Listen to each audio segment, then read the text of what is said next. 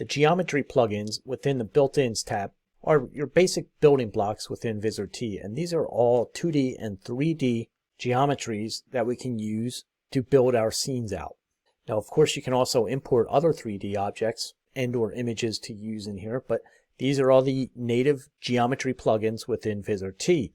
And the way these basically work is that you can drag any one of these up into the scene tree window and or the scene editor window.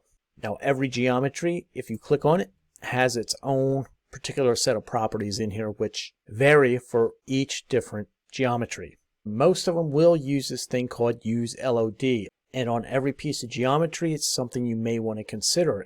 And basically what the LOD is, if we turn our wireframe mode on here and we have a Use LOD on and or a Use LOD off, if it's on, it's saying use the LOD, which means if this sphere is scaled down, then it's going to decrease the number of polygons count, therefore requiring less rendering time. However, if it's scaled up, it may increase the polygon count to make this sphere look smooth, or continue to make it look smooth. So the Use LOD is on every one of these geometry objects, and it's something you can use to help you optimize your scenes.